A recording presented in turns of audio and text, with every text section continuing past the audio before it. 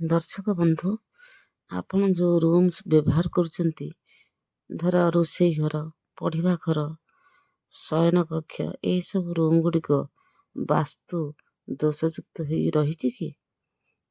ଯଦି ଅଛି ତାହେଲେ ମୁଁ ଯେଉଁ ବାସ୍ତୁ ଦୋଷ ଉପରେ କହୁଛି, କ'ଣ ଅସୁବିଧା ହେବ ଥିଲେ ସେ ବିଷୟରେ ଆପଣ ଟିକେ ଶୁଣନ୍ତୁ ଏବଂ ତାର ପ୍ରତିକାର ମଧ୍ୟ କରିହେବ। ଆପଣଙ୍କ ଶୟନ କକ୍ଷ ଦକ୍ଷିଣ ପୂର୍ବ ଆଗ୍ନେୟ ଏଠି ଅଛି କି? ଯଦି ଥାଏ ତାହେଲେ ଶୟନ କକ୍ଷ ରୂପେ ବ୍ୟବହାର କଲେ ଏ ସ୍ୱାମୀ ସ୍ତ୍ରୀ ମଧ୍ୟରେ ଏସବୁ କଳି ଲାଗିବ, ଅନାବଶ୍ୟକ ଖର୍ଚ୍ଚ ବଢ଼ିବ, ବିଭିନ୍ନ ପ୍ରକାର ଅସୁବିଧା ଲାଗି ରହିବ। ଶୟନ କକ୍ଷ ଉତ୍ତର ପୂର୍ବ ଐଶାନ୍ୟ କୋଣରେ ଅଛି କି? ଅନେକ ବିପଦ ଦେଖାଦିଏ, ଅସୁସ୍ଥତା ବଢ଼େ, ଅଧିକ ଝିଅ ଜନ୍ମ ହୁଅନ୍ତି, ଝିଅମାନଙ୍କର ବିବାହର ବିଳମ୍ବ ଘଟେ, ଉନ୍ନତିରେ ବାଧା ପଡ଼େ। ଗୃହ ମଧ୍ୟସ୍ଥ ଭାଗ କୋଠରୀ ଶୟନ କକ୍ଷ ଉପଯୁକ୍ତ ହୁଏନି। ବ୍ରହ୍ମସ୍ଥାନ ରୂପେ ଏହା ଖୋଲା ରହିବା ଆବଶ୍ୟକ। ଏହା ଉପରେ ଶୟନ କଲେ ସବୁକିଛି ନଷ୍ଟ ହେବାକୁ ଆରମ୍ଭ କରେ।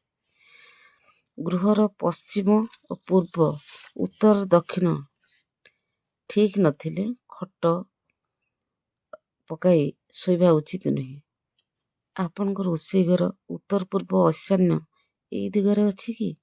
ଯଦି ଥାଏ ତାହେଲେ ପାରିବାରିକ ଶାନ୍ତି ଓ ସଦ୍ଭାବ ନଷ୍ଟ ହୋଇଥାଏ, ମାନସିକ ଅଶାନ୍ତି ବଢ଼େ, ଅନେକ କ୍ଷତି ପହଞ୍ଚେ। ଦକ୍ଷିଣ ପଶ୍ଚିମ ନୈಋତ୍ୟ କୋଣରେ ଯଦି ରୋଷେଇ ଘର ଥାଏ ତାହେଲେ ଏ ଦିଗରେ ଥିଲେ ପରିବାରର ଝଗଡ଼ା ଲାଗି ରହେ, ସବୁବେଳେ ଘରେ ରହିବା କଷ୍ଟକର ହେଇଯାଏ।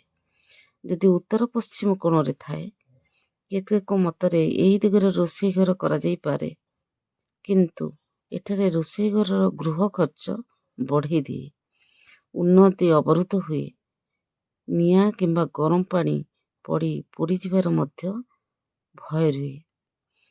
ଉତ୍ତର, ଏହି ଦିଗରେ ରୋଷେଇ ଘର କଲେ ଖର୍ଚ୍ଚ ଅକଳନ ହୁଏ, ତେଣୁ ଉତ୍ତର ପଟରେ ମଧ୍ୟ ରୋଷେଇ ଘର କରିବା ଉଚିତ ନୁହେଁ।